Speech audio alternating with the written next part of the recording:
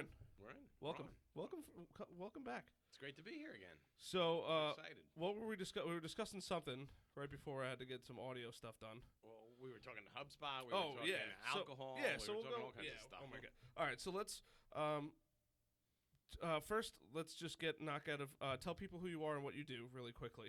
The broad brushstroke. The broad brushstroke. Todd B Ringler, one of 5 Todd Ringlers in the country that I'm aware of. I own 2 companies. One company is Comwaters Consulting. It is a business valuation and appraisal company. We value businesses. We appraise machinery and equipment. We help business owners understand what their business is worth.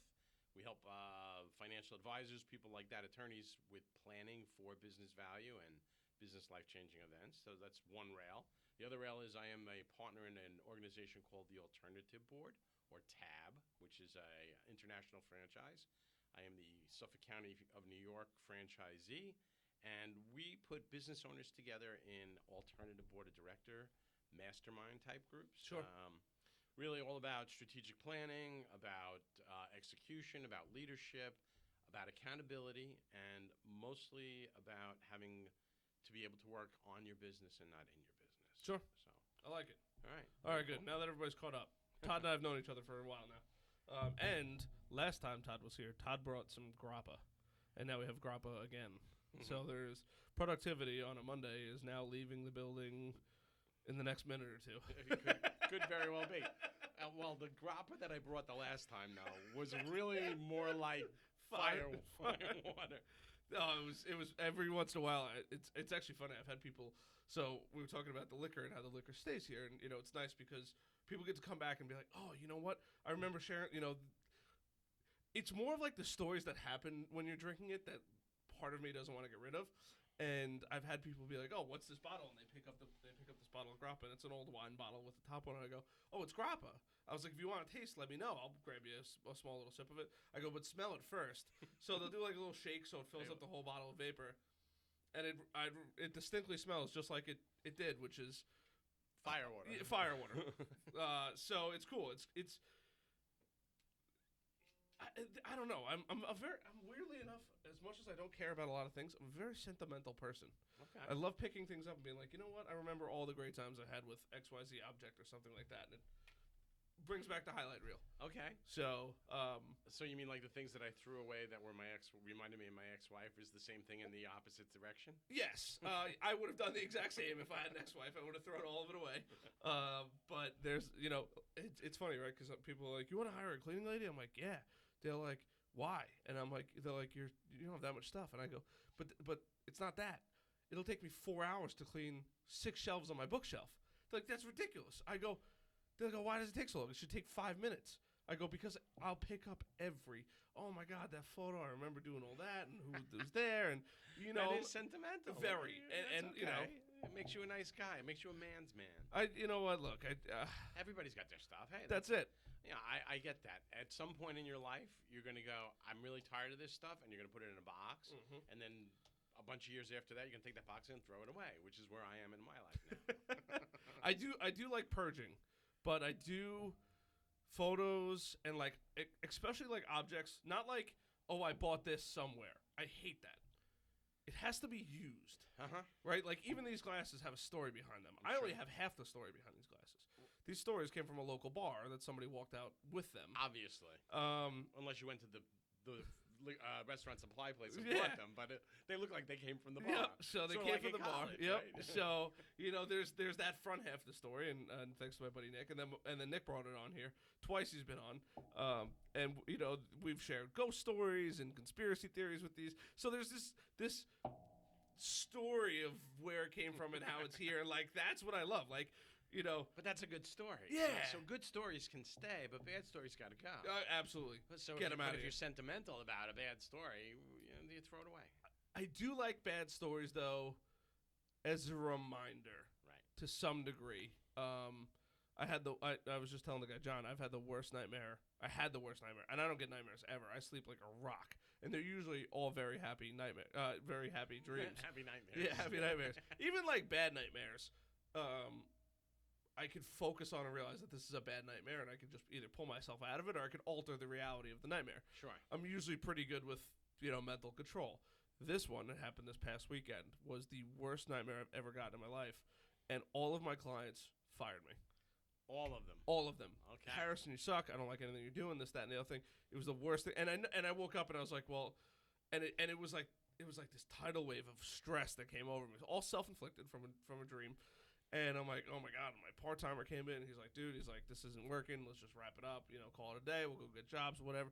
And it hit, and I was like, holy shit. Was that in the dream? Oh, everything. Oh, it was all everything. in the dream. Yeah. The whole thing was in. Yeah, the whole thing was in a dream. Literally happened on like Saturday night. Oh no. And I'm like, oh my God. And like, it was that. It was like just down the line of like every bad thing that could possibly have happened in my life, like happened, all in one dream. And I was like, Okay. God damn. So nobody's fired me. Everybody's happy still. There's no complaints. But I was like, It's only Monday. Oh my God, It's this is only the Monday. worst thing ever. You got the rest of the week. Don't But it's good. I always take the bad with the good and the good with the bad, right? Okay, great. Well, that's worst case scenario. I didn't die. There's no tragic thing. I just went out and got a job and still continued doing everything, this, that, and the other thing, right? Just continuing down the line. So there's always I always look at the bright side of things. That's the story, and if there was a way to have that sentimental, this sucked, but here it is, So there you go. That's that. That's that. Very cool. So, all right, let's fire up some grappa here. All right. So I sent you a text picture earlier. Yes, you did. And grappa comes in many forms, and some of the most fancy bottles actually in the liquor store could be grappa bottles, because leave it to the Italians. But this is your traditional, typical 80 proof grappa. I forgot what brand it was. Doesn't really matter. And I don't know. I'll leave you a little bit. We can always drink more. Here it is, the grappa Bianca.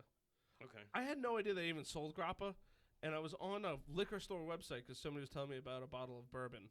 Yeah. And grappa came up as an option. I had no idea. I just thought it was the thing that Italians made in their basements. Oh no. For like free alcohol, which I was really under the impression. No. Yeah. You've never been to Italy, so no. When you go to Italy and you go to the Tuscan wine region, or you stay at an Agriturismo, which is a place that generally has a production of some kind of growing thing, and then they make it into something. Sure. And it's a hotel as well. So I stayed at an Agriturismo that had grapes, that had olives, and that had figs. And we helped with the fig harvest, and we helped with the olive harvest, and we went to where they processed the olives, and sure. Where they made their wine and where they made their grappa and things like that. But it's all part of the process. Mm-hmm. So my friend who makes grappa, or anyone that makes wine, theoretically also makes grappa. Why wouldn't you, right? Fair enough. Because at the end of the day, it's the leftover crap. Yeah, it's a whole free, it's well, a free. Not free, but you can crank it up. You can crank it up, and if it's already, it's the. What would be, and I'm referring back to Vincenzo Soli when this comes, because he's been on the podcast before, but like, for example, he doesn't have a liquor license to make grappa. He only has a winemaking license, so he can only make wine. Oh, is that what it is? So everybody's like, why don't you make grappa? He's like, because I will go to jail. Then that's, because I had the same question for a winemaker that I know that's out east, that I go to it's their a whole winery. Separate license. Really? So and that's why they don't do it. It's more stringent testing. So what I need to do is I need to get his grapes after he presses them, and then he gives them away and bring them to He'll my tell friend. you. He'll be like, take them all. He's like, I don't care what you do with them. He goes, you could even tell me you're making grappa. It's not illegal for me to give you what I'm throwing away. Right. He's like, do whatever you want.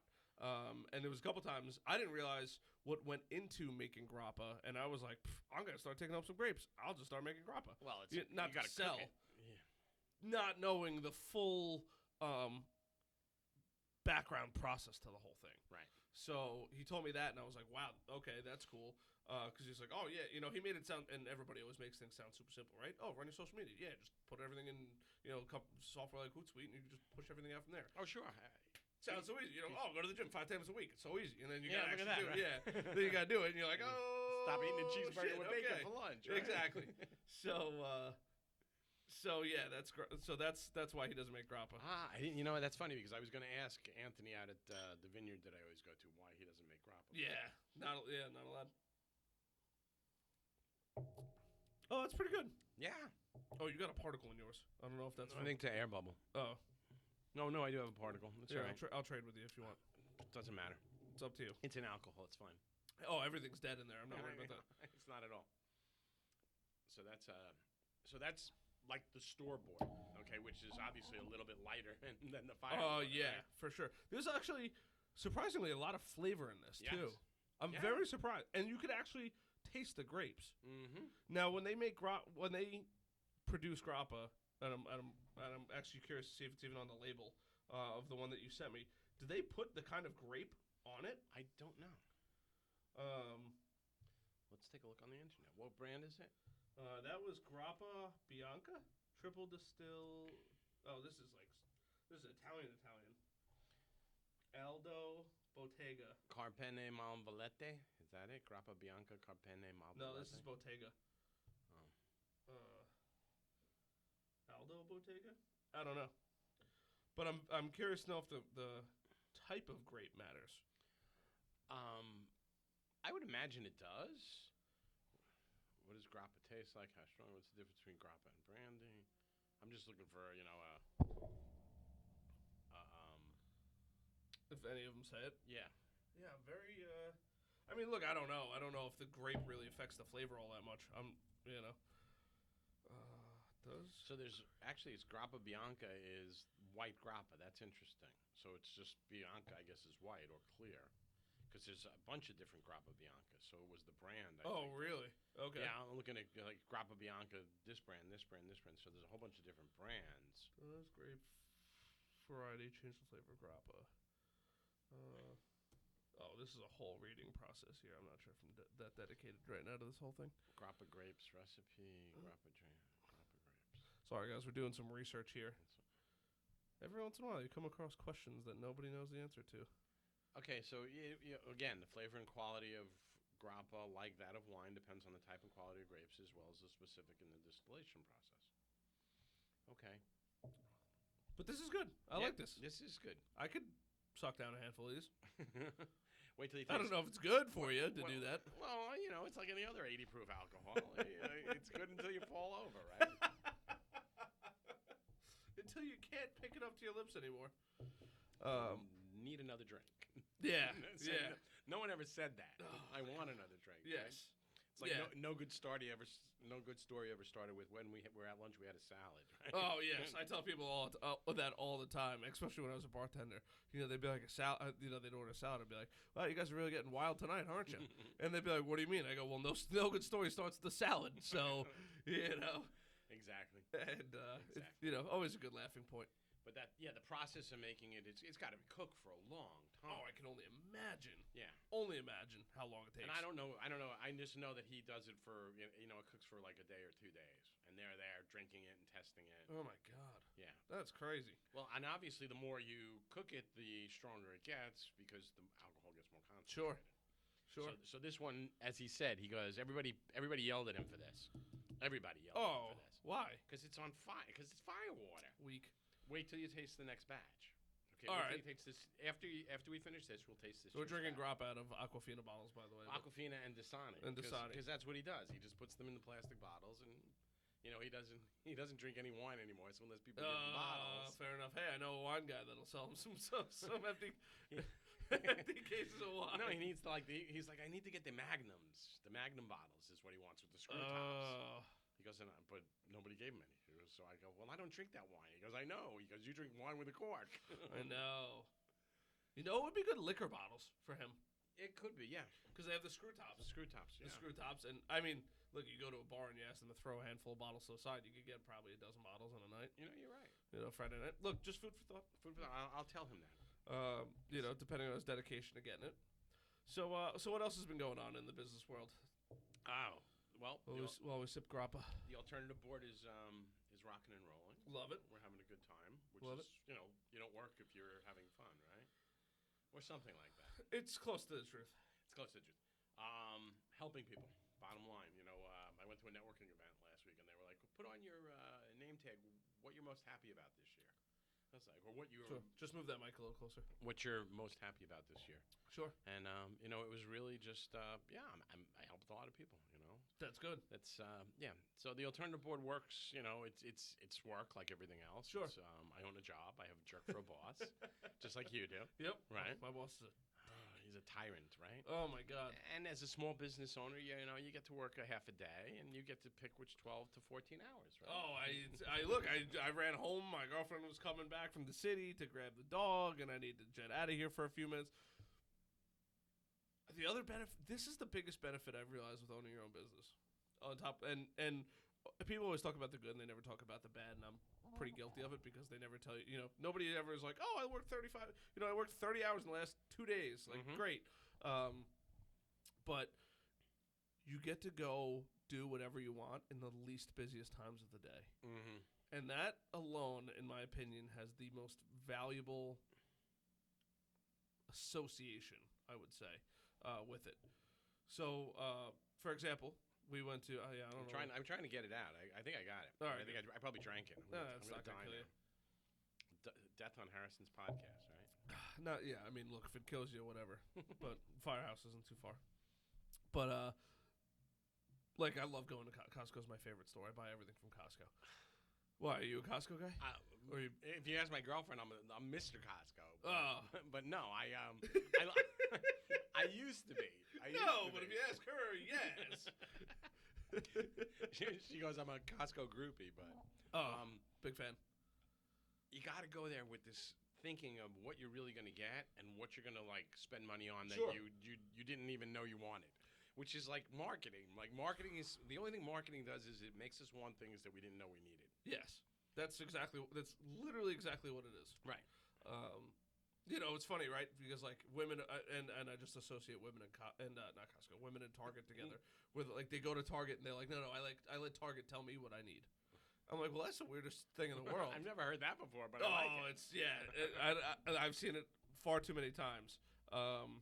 But with Costco, like we went yesterday, and there was a couple things that I just needed to get that were like, large ticket items. But with the girlfriend, I was like, what do you need? She's like, I don't know. I'll figure it out when I'm here. I'm like, so you're going into a store looking to spend money. I go in, and whenever I go shopping, I am like a SEAL team member. I know exactly where I want. Parachute in. Yeah, what I want, where I want it, where I'm going to park, the fastest way to get in and out of that building. And that's just how I roll. No breakage in aisle 3 for you. No, right? never. Okay, do I need anything for the office? I don't know. If I go through the office aisles, I'll check. Maybe something will trigger my memory, and then we're out of the office You mean you don't make a list on Evernote or something like that? No, never. No? No. No lists? Nope. Really? Nope. You got to have more balls in the air because when you start making lists, you got too many things going on. Because that's the only way I remember. Because I have a list for like Bed Bath & Beyond, for the supermarket. I don't buy anything, though. Okay. I bought, and if I do buy something, so I'm pointing over there because I have a 32-inch or 34-inch curved monitor over there. Yeah, so I got my part-time with that, so he's just waiting to get a desk for his office. But I know exactly what I want long ahead of time. Like, hey, I know that I'm buying him a laptop. Okay, great. It's 2 months out. Let me start looking at laptops. Okay, it's a month out. Let me see what Black Friday deals they have. Okay, great. It's due day. Go in, grab the laptops, grab the screens, and I'm out. Mm-hmm. It's very rare. Maybe I'll stop by the snack section, and I'm like, okay, what do we need for the, because he's a snacker. I point over to John. Do we need a snack? No? Okay, great. That's it. I'm in and out. There you go. I rarely frolic in there. My girlfriend will say that I frolic, but I'm like, okay, what books we frolic in Costco. Yeah, but like a bad version of 12 Days of Christmas. Up and down every aisle. Oh yeah. Me? Well, that's women shop, men like whatever. You see, that's why I have the list because it's literally I know I'm going in for water for this, and that's it. I'm out. I make the list. Sometimes I'll look at the. How often do you go shopping though? Costco. Yeah. Once a month.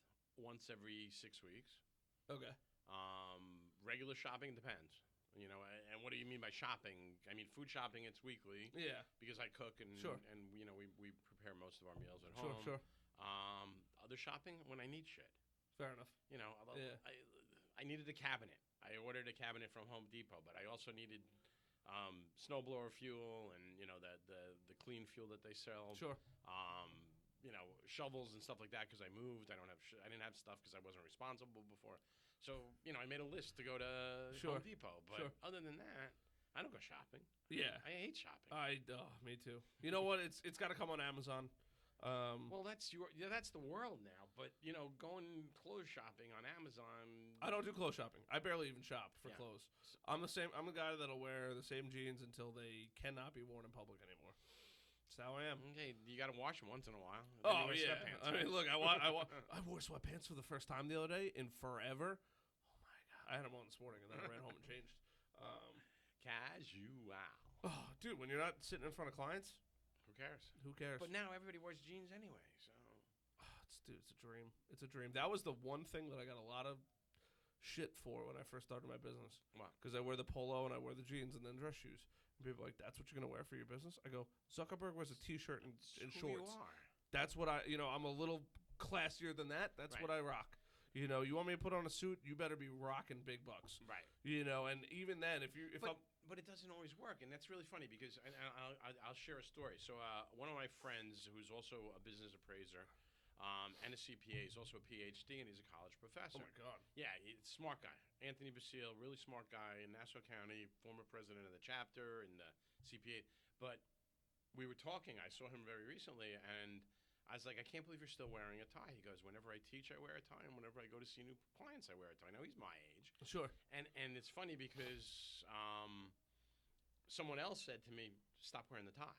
Like, just stop. Someone who's probably late 30s. sure, You don't relate. So he was telling me the story that he went in to a potential client that one of his students, who's now the controller, brought him into. sure, And they were in their 30s business owners. sure.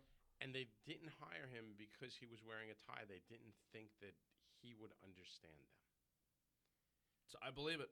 I was shocked, but yet it makes total sense. Sure. So if I lose the tie, that's one thing. Do I lose the suit, or do I lose the slacks? Or the slacks usually when I'm going out to see clients, that's kind of the look. Although I was in Manhattan on Friday with clients, and they were like, the first time I was there, I was in a suit, and they were laughing.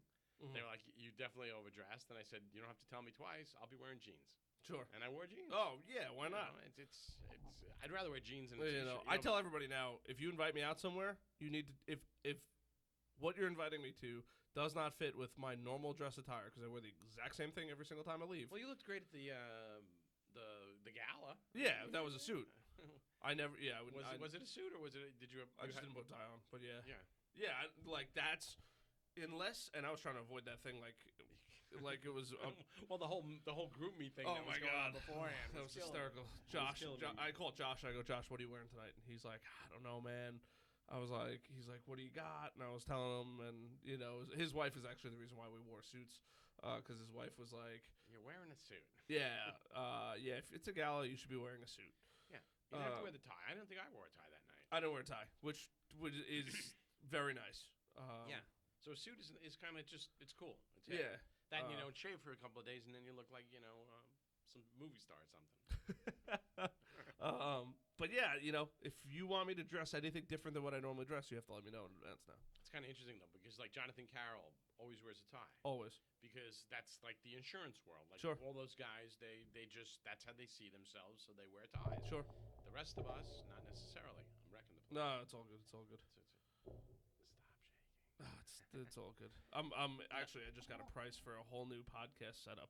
Wow. It's way more money than I want to spend, but it's a goal to have. There you go. Let me just make sure my buddy Kevin is not coming in today. I will not be. Right. But yeah, they want. I think it was like it's almost $3,000 for a whole new setup. But that's like the next tier, super refined audio. It'll be a new mixer board. It'll be. It actually doesn't even come with cameras, which sucks. I have to buy the cameras as another accessory. So that camera won't work, or? It will work. I just have to figure out a new method to get the audio in there, and I just figured out that method because of my last guest, Anthony. But it's the cookie cutter method to getting the video correct and all that kind of stuff is like minimum $10,000 out the door, and I'm trying to avoid that because I just don't make enough money. I don't make any money from the podcast, Right. So I can't justify spending that much money. Right. If I made like $500 an episode, I'd be okay. Gotta monetize it somehow. Sure. That's you've done over 100 of these now, haven't you? Yeah, this is somewhere in the 130s. Cool. So yeah, it'll be. It's crazy. I just started doing some Zoom podcasts. I'm still not sure how I feel about them. There's a little bit of audio quality that I don't love, but it's cool because like I just recently had a love coach on in Florida, right? All about relationships, relationship advice, how to figure out if somebody's going to be a good fit for you, things to look out for, whole bunch of stuff. Really, really cool. Couldn't have gotten her on the podcast for at least a year otherwise because I am going to Florida and I'm going to be passing by her spot. So she's like, yeah, let me know. So next year I have a ton of traveling to do, a ton of road trips to do with all potential podcast guests going out to their location, setting up, and I'll make a trip out of it and all that kind of stuff. Sure. But it's a business trip. Yeah, absolutely. But that's the only catch. The Zoom quality isn't studio quality. Right. And the weird part is like people have heard Zoom calls and like, oh, I think the audio sounds great. And I'm like, I listen to it and I'm like, the audio sounds like shit. Yeah. They're like, what do you mean? It's fantastic. It's so clear. I'm like, you got to listen to my show. And they're like, no, I do. Yours is flawless. But right. like, that's fantastic. Like, theirs is fantastic. I'm like, good enough is different for everybody. I'm learning that very much so. Right. And I had this conversation with my clients today. If it's at 75%, just go because ready, fire, aim is better than ready, aim, and never fire. Sure. And that's, a lot of business owners can't get out of their own way sometimes. Jump in the pool, learn how to swim. Jump in the pool, learn how to swim, and if you jump in the pool and you don't like the pool, get out. Right. That's it. Yeah. You're better off, instead of doing all the research to figure out how you're going to float in the pool, get in the pool, hang on the railing. If you don't like the pool, get out. That's it. I like the way you put that. That's good. That's it. Fail fast. Right. Is the most, people are like, what's the biggest thing that you can tell me? I love this when people are like, what's the best thing you can tell me in business? I go, try everything. Try everything. You're going to realize really quickly whether or not you're good at it. And immediately, the moment you realize that it's something you can't do, you have to either, one, tell your potential customer or know that you can't offer that service. Great example. I don't offer logos. I had somebody come to me the other day. They're like, hey, do you do logos? I go, absolutely not. I go, I will do a logo, but I'm going to let you know, one, I'm going to sub out the entire project, top to bottom. So I know somebody that does logos, and that's what they do. So, they sub out the work? They put it on those 3 logo sites. They pay minimal amount of money, and they charge a lot of money for the logo. I just don't like the back and forth. I just subbed out a website for the first time. Really? And yeah, because I build all my own websites. That way, if something needs to be changed, there's a question, I know exactly what to answer. But you can't do it all the time. That's the problem. That is the catch. So I subbed out this website, which has saved me a tremendous amount of time. And I'm trying to figure out that fine line of doing it myself or having that person who I paid do the job and try to communicate clearly to them what I want. Well, if you can build a team around you of people that you can trust to do these different things and have 1 or 2 or 3 of them, then you're all about business development. Yep. That's the goal officially, but it's getting there where, hey, okay, great, I have this team, boom, boom, boom. But it's very weird, like not doing all of the work, not overseeing every moment, not not that I micromanage, but giving up control is way harder than I ever thought it would be. You have to be able to understand what it is you need to have happen. Sure. You need to obviously communicate that effectively. Sure. So my business valuation business, I don't do valuations anymore. Sure. I review them, I make comments on them, sure, and I sign them. Sure. But I have a team of people that I know, trust, like, and respect. Mm-hmm. That are, in Texas, in Colorado, and in Arizona that are doing my work. Sure. I mean, I'm selling it, and I'm managing the process, sure, but I don't have to do the typing all day. The data entry, the typing, the whatever else goes along with building evaluation and evaluation report. Sure. And they're a lot of work. They really are. I can only imagine. Yeah. But, so that's a process that I'm getting a hold of. But now, like, for logos and stuff like that, because so many people, hey, could you tweak this? Could you do this? Could you just adjust this? And then I'm going, and then I'm finding the person I subbed it out to. Hey, can you make this change? Well, do you want it like this, or do you want it like this? I'm like, shit, okay, I got to go back to the customer. Right. Hey, well, that's iterations, and they have to pay for more iterations. Mm-hmm. And, I don't know how that logo business works, but here's 3 different things. Here are 3 different ideas. Then after that, it's like, here's the colors, here's whatever it is. Oh, and then you get like 5. You get like 5 bites of the apple, and then you're done. Oh, and then they hire you. Hey, could you make this revision? No, you're done with revisions. No, but could you just tweak this one thing? Yeah, and here's a bill, and yeah, I can. Yeah, and I don't really like the color. Could you adjust the color? It's a couple hues too off. Whatever. But there's always that long slope of just, and I'm like, you know what? Here, go to 99designs.com or go to Fiverr, pick out who you like, and go work with them. I go, they're like, yeah, but don't you want to make money? I go, no, it's not worth it unless you're gonna pay me $5,000 to do a logo. Right. No, Well, that's what some people pay for logos. yeah, I know. You know. I just met a guy that charges $10 grand, $10 grand for a logo. Yep. Unlimited revisions. You sit down with him, he gives you entire branding guidelines, the whole 9, 10 G's out the door. That's all he sells, and it's one package, one size fits all. There you go. You don't buy it, fine. You Okay. buy it, great. Here you go. This is it. Right. And I'm like, what? He goes, yeah. He's like, look, think about it. I got to do 10 a year. 10 logos a year. He goes, don't get me wrong. It takes me almost a month to do every logo. Sure. He's like, but if as long as I can get enough work to do one a month, Right. essentially. He's like, if I can do 12, great. He's like, but otherwise, it's, adjusting, refining, coming up with colors, modernistic designs, Sure. researching competitors. I'm like, oh my God, you do it right. That's why you charge $10,000. Right. Well, you can do it right, or you can do it fast. What is it? It's fast, cheaper, quick. No, fast, cheap, or right. Did you share it on Facebook? Was that you? I shared it. I could have. Probably not, because I'm not on Facebook very often. But yeah, you could get it right, you can get it fast, or you can get it cheap. Which one do you want? Yes, I Which just two do shared you it. want? I just shared it on Facebook, and it went. It's definitely a viral post, but I was cracking up. I don't even know if we're friends on Facebook. I think we are. We might be.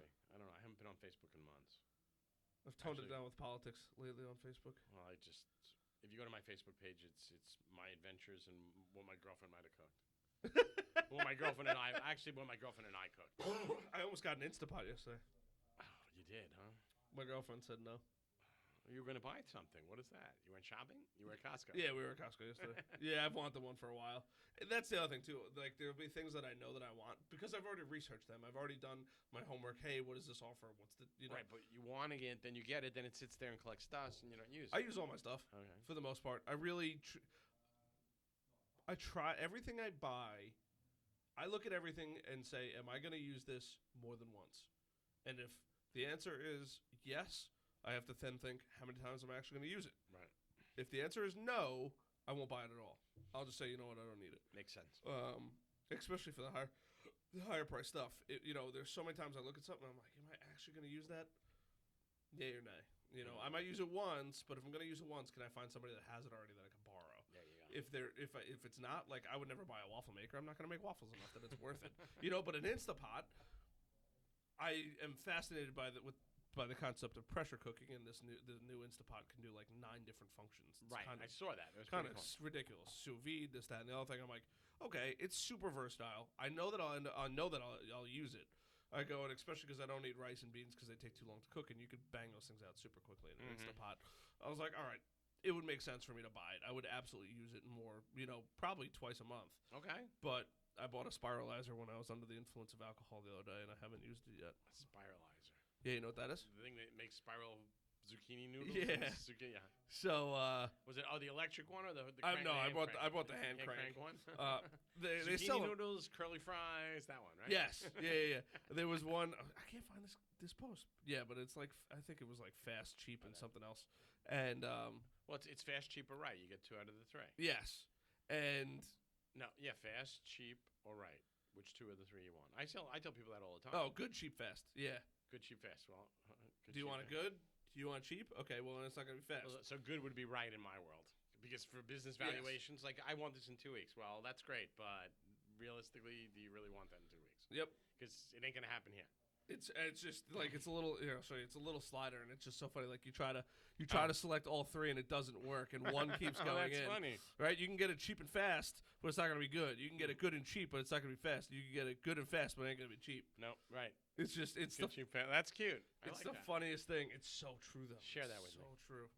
I will if you can. I don't even know if we're friends, so now I'm gonna have to go to Facebook. You are gonna have to go to Facebook, but it's just comical what the internet will produce and what people really Todd B Ringler, here you are. What the internet will produce and what clients expect of you. This is really funny. I've never been on Facebook on this computer. It's very possible. So, I don't know. That's my my thing here. That's crazy. So you tasted the store-bought. Store-bought. Now this is the good stuff. All right. Or the homemade stuff. I'm very curious to see the difference between the two. Oh, we'll just finish the damn thing, right? Why not? We got time to burn. We're already 30 minutes in. That's great. I thought it was like 4 seconds. I looked at the clock. And went, holy Jesus, 20 minutes. That's insane. But we could cover so much. There's so much to talk, and I love business talk. Yeah, you can just chunk it. I'll pick it up later. Cheers. All right. Cheers, brother. So this is the homemade good batch. Ooh. Uh-huh. Wow. Holy Christ. That's really good. Isn't it delicious? That is really, really good. Yes. So, because you obviously can't taste it through your ears or eyes. So it's definitely got a good bit of sweetness. I would say even a little smokiness almost to it. Mm-hmm. It does have like a little bit of a whiskey burn to it, but just ever so slight. But that's any 80 proof Yeah. alcohol is going to give you that kind of burn, if you will. At least it's my experience. It's very clean. Immediately takes anything off your palate. And the flavor kind of just sits there. Yeah, isn't it nice?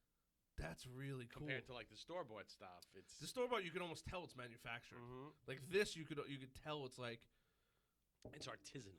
yeah, it's cool. You know that you're drinking somebody's labor into making this. It's not, Yeah, it was made with love. made with love. Every single thing was measured out. It's not, you're not buying a Costco cake. Not that there's anything wrong with that, but you're getting a mom and pop. We keep going back to Costco. I know. Look, I love Costco. It's the only store. Costco lover. It's the only shop. It's the only store I shop at. Okay. If I needed slacks the other day, Costco had them, but they didn't have my size. So I sent the girlfriend out. I go, can you go get me slacks? She's like, are you serious? I go, you know how to shop. I don't know how to shop. I go to any of these stores. I have no idea where I'm going. I have no idea what I'm doing. I barely know what size clothes I am. And she'll, okay, here it is. Boom. There you go. Done. I'm like, all right, whatever. So there you go. Very cool. yeah, I'm a big Costco fan. And the Costco here has the liquor store next door. They got everything. Oh. Everything. Yeah, that's funny. So I'm a big fan. It's the only store I shop at. And fun facts, Costco sells more products than Amazon does. More SKUs or more volume. More volume. Yeah, than Amazon. Really? Yep. Do you know who sells the most toilet paper in the United States? Walmart. Costco. Oh, I believe that. I mean, look, it's gigantic. Yeah, they used to anyway. That and Hebrew National Hot Dogs. Yeah, they're also the biggest pizza chain in the world. Are they really? Yes, because every Costco has a food court in it, and every Costco food court offers hot dogs, and soda for $1.50 and pizza. Right, and the hot dog soda for $1.50 is like a standard. They lose money on it. They do, but whoever the CEO is won't let them change the price. Yep, won't let them change the price on it. They lose money on every hot dog and soda they sell, allegedly. I would think they do on some level. To some degree. It's crazy. It's absolutely crazy. Yeah, I heard the whole pizza thing a couple year or so ago, and I'm like, no way. And if you really think about it, they sell more pizza in more parts of the world than any other pizza company there is. Because a lot of these, Domino's can't, might not be able to come over to Europe and be successful and stuff like that. Right. But everybody needs a Costco. Are there Costco's in Europe? I believe they're all over the world. I don't think there's. no idea. I don't know of any countries that don't have them.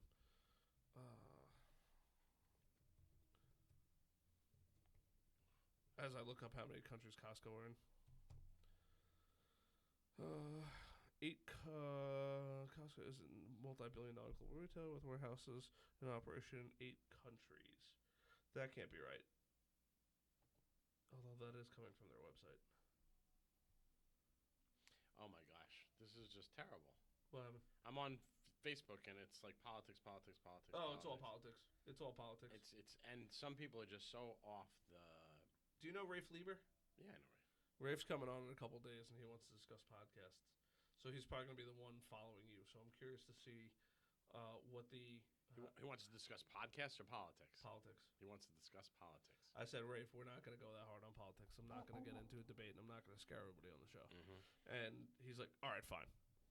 I was like, if we get into it, we could dabble a little bit, but we're not going in deep dives. There's plenty of political podcasts out there. Mine does not need to be one of them. Right. There are plenty of politicians out there, too. And, they're all about getting reelected, and that's all they care about. I saw a great post. It was millionaires talking about how millionaires make too much money, and the millionaires were the politicians talking about how millionaires make too much money. Oh, that's pretty funny. And I was like, oh my god, it's so true. Of course. Well, you tell. How does a United States senator, afford a beach house, and it just things don't make sense. Whatever it is. Some things don't make sense. That's the problem. And there's too many doors between here and them for us to figure it out. Yeah, it's kind of scary. So, all right, let's talk about business here. So, what are some common trends you've seen in the business world? We were talking about some HubSpot before, and all that kind of good stuff. And Well, the whole social media aspect of communicating with people now. Sure. It's how do you get noticed? How do you create a following? A lot of people are having, it's a frustrating process. Sure. Because you can throw stuff up and throw stuff up and throw stuff up. Sometimes people engage with you. Sometimes they don't. I mean, my social media is on LinkedIn. It's on. I don't know if you get to see it. You don't see it. Sometimes Sure. I see your stuff. Sometimes I don't. It's weird because It's the algorithm. yeah, but like, who created the algorithm, and why do I see things like 5 days later after somebody posted it 5 days ago, instead of when Sure. it got posted? So I can answer a lot of these things without, and I don't want to bore too many people. But basically, and this is the common theme with a lot of these algorithms, mainly the big players in the social space, meaning LinkedIn, YouTube, Facebook, Instagram, and even Google to some degree. But their goal is to keep you on the platform. Right. Google's goal is to give you the right answer, but for everybody else, they want to give you the right answer so you keep coming back to the platform. But you're also living in their browser, which is Chrome. The other guys, meaning YouTube, Instagram, Facebook, Snapchat, and all that kind of stuff, what their goal is to get you to spend the most amount of time on the platform. So this is something that, I've been learning YouTube a lot recently, and I know it follows suit with LinkedIn, is they're going to keep showing your stuff to people. But if there's engagements and the percentage of engagement and things like that, where if somebody releases a video, let's say I release a video today on a Monday and you hop on LinkedIn on a Friday, if my video tanks, you're probably not going to see it. Meaning I posted it, didn't get a lot of engagement, didn't get a lot of view time, just super low, people just turned it off immediately. Great. Well, that means less people are going to see it because LinkedIn knows, hey, this is a crappy piece of content, let me dial it back. It also gives me a strike on my profile. So if you have a lot of strikes on your profile, that means you're not producing quality content that people want to see. So that means LinkedIn's just going to say, hey, we know that you have 500 connections, but we're not actually going to show you to 500 connections. We're going to show you to 100 connections because those are the people that seem to engage with your content the most over the last X amount of rolling days. So that's really interesting because from the alternative board, we're all posting corporate create stuff. Everyone that's a tab owner is posting. Well, not everyone, but a lot of us are posting. Sure. And we're engaging with each other. Sure. But that's a lot of what I'm seeing now. And so the more you other engage things. with it, so right, if you don't want to defriend or disconnect from somebody on there, but you don't want to see their stuff anymore, give it a week or two, and anytime you see their stuff, scroll past it quickly and don't like, comment, or share it. And over the course of a week or two, LinkedIn will say, hey, you obviously don't like to see their stuff, let's pull it from the algorithm. And they pull it from the algorithm and you won't see it anymore. Ever? Unless I go Not looking ever. for it. You will see it. You'll see it very rarely. Interesting. If they produce 50 pieces of So content Facebook throughout the does year, the same thing as well because I don't see friends that I used to see. I have don't. 4,000 something friends on Facebook. I'm actually curious to know how many friends I have on That's Facebook. a lot of friends. I don't have that many friends. The crazy part is I know most of them. But when you do these kinds of things, the algorithm knows, hey, and then on top of that, let's just say, I'm talking about strikes, so let's just say you, I have 2,000 friends, 2,071 friends. I thought I had more. With the strikes, if you produce bad content, you get hit, and then if you go like ghost, if you fall face to earth, you get less visibility. They want you producing better quality content so it can go further. And if your video or photo let's just say you watch my video and you're leaving the office, right? Hypothetically, you watch my whole YouTube video. You say, this is a great video. I need to leave the office and go home, right? Mm-hmm. Well, YouTube will know, hey, you watched my video last, and then you left YouTube. They don't know that you went home, but you left YouTube. Right. Harrison's content must have stunk that you left the platform. And you think that that's what they do? Or I know that that's what they do. I know factually that's what they do. So if your content is the reason you get off the platform that day or for in a lot of period of time, they will strike you again. If your content causes people to continue staying, you get a pass, or if they engage, you get more positive things. Really crazy. So their goal, right? That's why when you go on Facebook and you scroll through Facebook, whether or not you like the videos, I don't care if you're left or right, whatever it is. If that video content made you stay on the platform and then you consumed more and more and more and more, they know that the content, let's say you're producing, is really, really good and makes people stay longer. So they'll show it to more people. Interesting. It's wild, the algorithm. So Adam keeps popping up. Yes. It's funny because but it's all, I'm looking here, it's almost all tab business owners on the beginning of it. My LinkedIn feed. That's kind of interesting. ACIT, and then it's all people that I've engaged with. Some of them are in Australia too, which really doesn't make a lot of sense. But I'm just, it's odd how that works, and then I don't see other people's things. Sure. Unless I go look for them, and then I start to see their things again, right? So You you search someone, like I can search. If you go search me and you watch if you watch a video or you go on a post and you like it, every time I post something new, you're gonna see it. Interesting. Yep. So having more connections isn't necessarily a good thing on LinkedIn. Having connections that will engage with you is the best thing possible. So, at least I tell people that now having more connections and already being connected to somebody. If you wanted to reach out to them at a later point to send them a message and say, hey, this is a warm connection, this, that, and the other thing, that's really beneficial. But if you don't do that and you just add constantly to people that are not going to engage with your content or anything like that, and they just want lines, LinkedIn Open Networkers, your engagement's going to go down, your likelihood of people seeing it is going to go down, and all that kind of stuff. So you're better off having 500 really engaged contacts than 1,500 less engaged contacts. Interesting. And I was one of the first million people on Facebook. I mean, LinkedIn back in 2002 or something like that. Sure. It's crazy, but it's the whole sales navigator, all of it. It's got some really good stuff. It's the most up-to-date database in the world. Because everybody goes on there once or twice a year and updates all of their information for them to soak it all up. Really? Absolutely. Think about it, right? When was the last time you went on LinkedIn? Last week. When was the last time you updated your profile to put something in there that changed or something like that? Beginning of the year. You're probably going to do it again next year at some point. Probably. And they get all that updated information constantly, over and over and over. Because people on Facebook, sometimes there's a lot of people I've seen on Facebook that don't update their stuff. But LinkedIn, it's a professional network. You could potentially make more money, sales, things like that on there. You're going to go in and update it, right? You're going to find a new job. You're going to, look for prospects, stuff like that. It has to be up to date. LinkedIn always sends me job offers. I love them for that. All the time. Some of them are pretty. Because I'm looking for a job. Not, but that's okay. I get them too. Actually, it's crazy. When you find a company and you look for that company, it will go even further. Oh, when you get down. Yeah, so let's just say you look at Canon, right? Canon's website, and you're looking for a project manager role, right? They're going to show you, hey, this Canon, this Canon, this Canon, this Canon, all have positions open and in related companies. Sigma, Nikon, Sony, things like that, and they'll start to show you more and more and more and more. Same thing, right? They know that you're looking for something like that.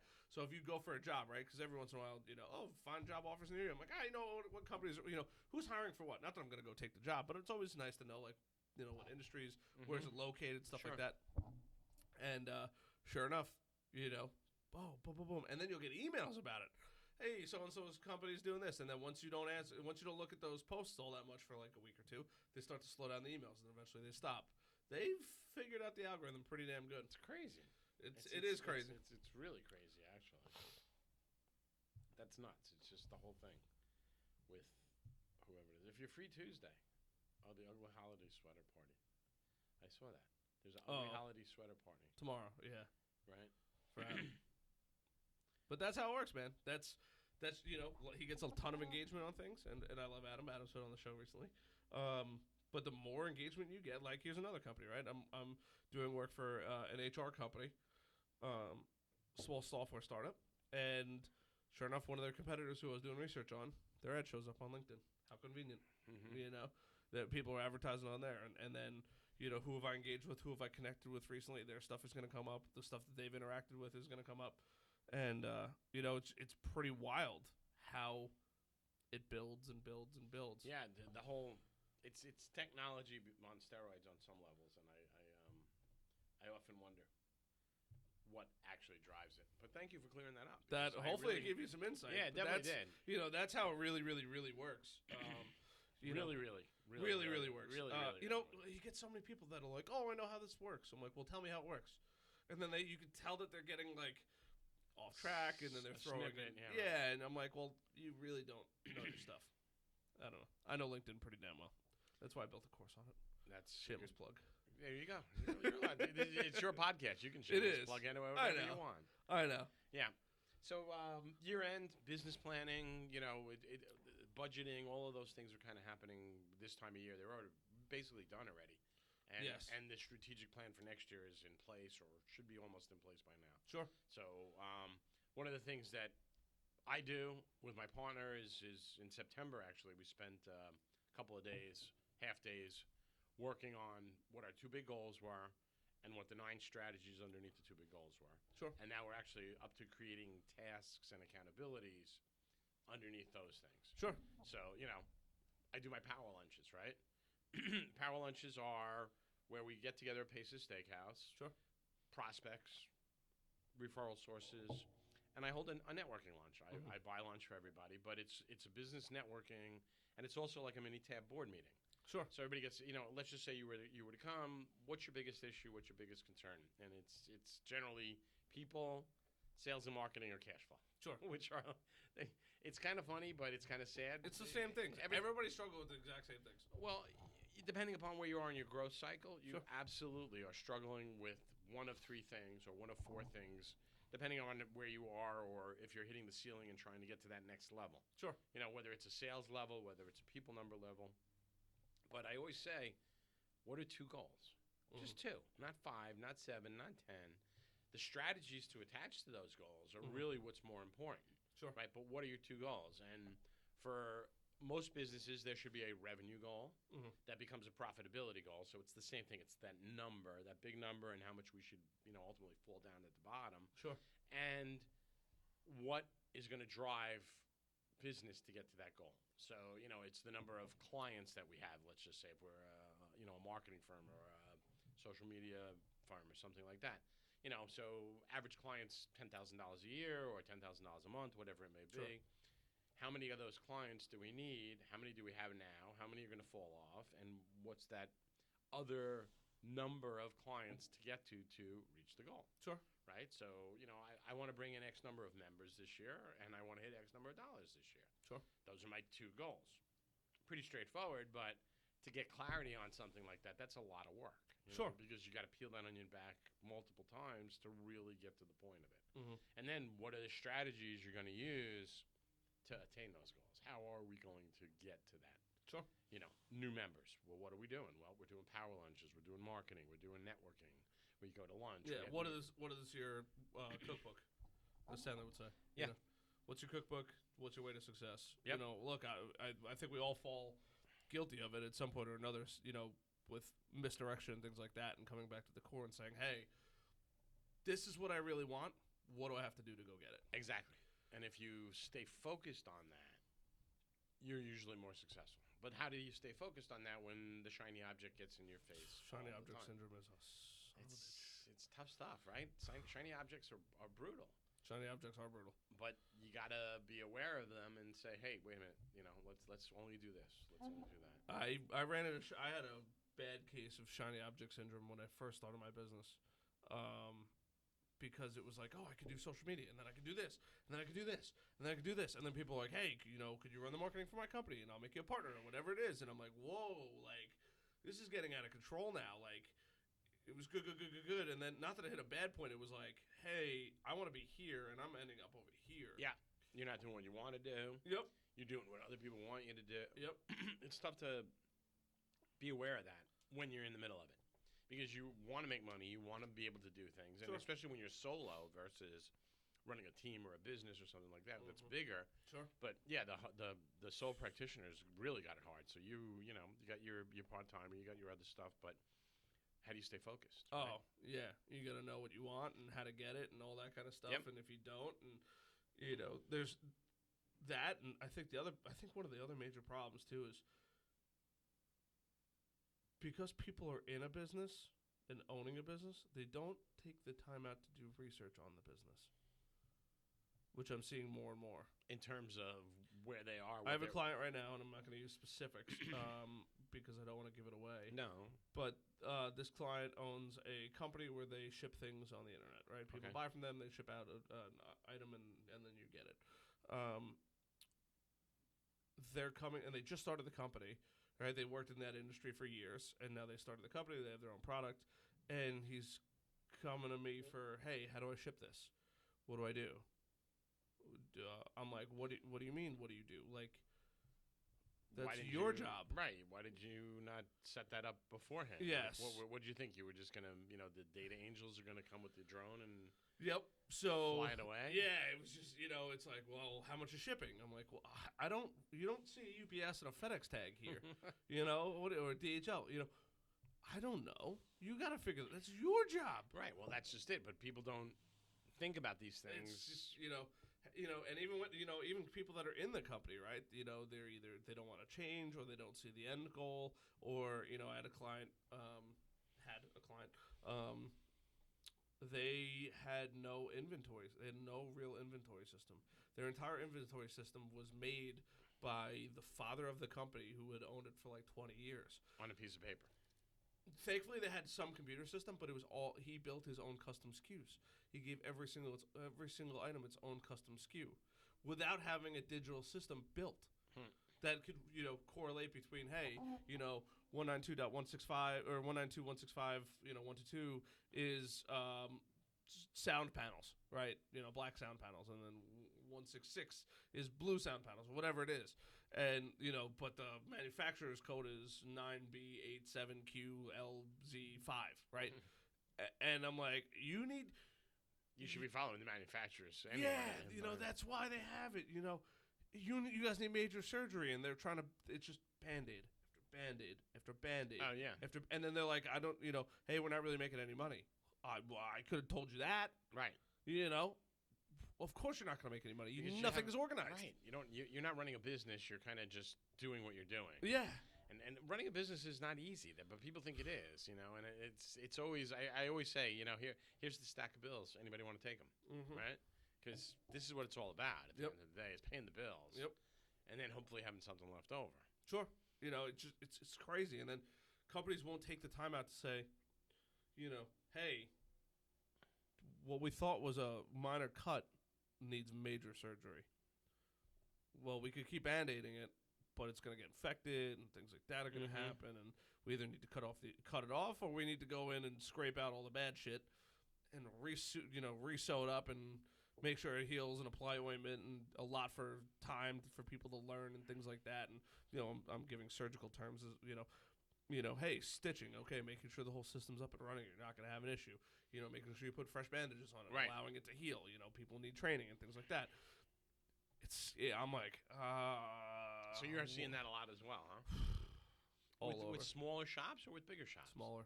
The sole practitioners are hard. Not even Soul. Soul's the easiest one to deal with because it's just them. Right. But they don't know what they want half the time either.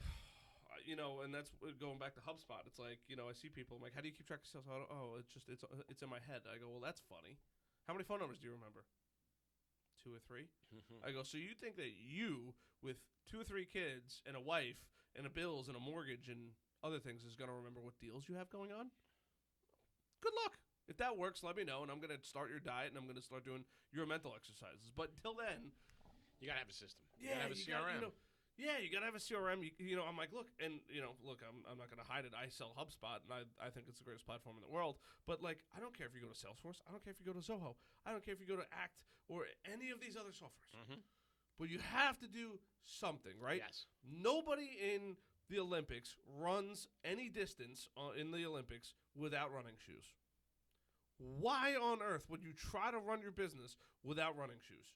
That's a good analogy.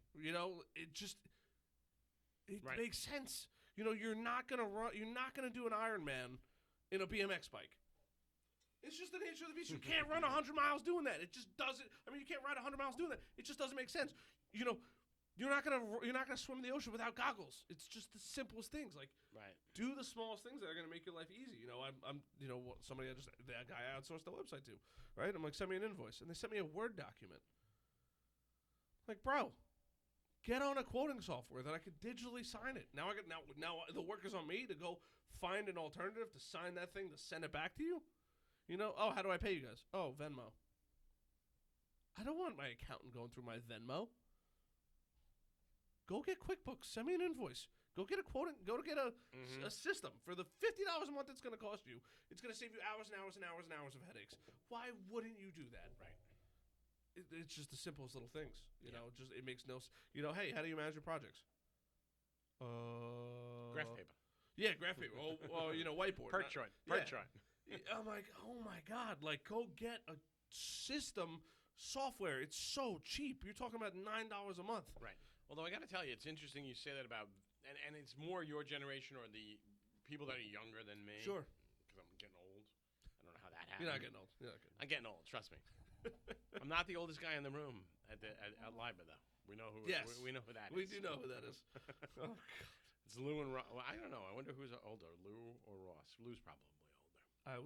I would guess Lou. I would guess, yeah. I would guess Lou. Yeah. Lou's got a cool story. Yeah. I tried to get him to come on the podcast. He's still a little iffy about it. Yeah. He listens to the radio. I was like, I don't know if you're going to be a good podcast guest. I listen to the radio too, but but serious, and there was a girl I almost said I dated. I never dated her. We friendly competitors / could have been power partners. Okay. She sold radio ads, and I worked for an IT company. And then on top of that, Adam at the time was working for another marketing company, and that was like a trifecta, right? I bring in the deal, I pass it to Adam, and then Adam passes it to her, right? And when I first met her, she's like, "Oh, I work for Cox Media." I'm like, "Oh, cool. What do you do?" And she's explaining to me. She's like, "Oh, yeah, if you want a radio spot." I go, "Radio spot?" I was like, I don't have radio. She's like, "What do you mean I don't have radio?" "Oh, where I live, I don't have radio." She's like, "Where's that?" And I go, "The 21st century." And she's like, it was like a punch to the heart. But plenty of people still listen to the radio. Yes. But I'm like, who listens to radio now? Well, yeah. It blew my mind. I'm like, I haven't turned on, I'll turn on the radio when my phone won't connect to the car. And even then, most of the time, I turn on the radio and it's an ad. So I just turn it off and I go, you know what? Silence is good for the ride home. It's such a long ride for you. Well, look, it's crazy. I'll go an hour. Sometimes, like, my phone doesn't connect or something like that, or, whatever it is, or there's no service, whatever it might be. There's always a problem with an iPhone connected to a car. But every once in a while it'll happen. I'll be going, you know what? 45 minutes to let my brain relax. Decompress, Yeah, it's better than ads. And ads, and ads, and ads, and ads. And I'm like, oh my God almighty. Look, it might be a viable solution for some people. I just can't, Well, again, you're listening to the football game on the radio, right? I don't listen to sports. I'm just saying. But for some people, yeah, some people might be, right.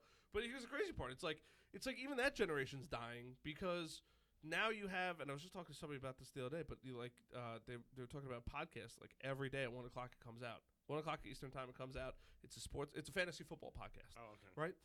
And every single day they produce a new episode, right? Wow. It's like, and the episode's an hour long, and all they do is talk fantasy. This guy got hurt, and a lot of it is pretty up to date, like within that morning because they're recording in the morning for the most part. Yesterday's wire, sure. So, they're like, oh yeah, every day at 1:00 it downloads on my phone. I listen to it, and I'm like, I can't wait till that's everybody. Right, and then you get to target market who you really want because, I could spend millions of dollars on BLI, right? You know, just say Right, one of the bigger but stations who's on the going to come for what, right? Nobody's gonna. You know, if I couldn't even imagine picking up a deal. So right? you don't listen to BAB or Nothing. None of No, I don't even watch TV. I don't have a cable box. There's no. I don't. So do you have a TV? I have a TV. Yeah. And it's connected to the internet. Yep. And what do you watch on TV? Netflix and HBO. And that so And by HBO, I mean I bought it the other day, so I go watch Silicon Valley and Billions. but and that's what $20 a month or something like that. Something like that, yeah. $20 a month. Somebody was telling me about YouTube TV. That's really interesting because I would have thought you would have known about this, and I was going to actually ask that question next. What? We were talking about cutting the cord. You see, so I happen to like a couple of shows on regular TV. I'm an Islanders fan. Sure. Want to watch Islanders hockey. The only way to get to Islanders hockey is either to get a VPN blocker jumper, Sure. and then be out of market and buy the NHL network. Sure. At what point do they realize the VPN? What is it called? VPN masker, right? There's a million brands, but a VPN, virtual private network, to anywhere in the world. Right. So it puts you somewhere that you really aren't, so that you can watch whatever it is Sure. you're watching. Pro tip: if you ever want to get a Netflix show that you can't get a hold of here, that's how you do it. You buy a virtual private network. So I went to Norway 2 years ago, and there's certain shows that are allowable in other parts of the world, but they aren't allowable here, and Why? vice versa.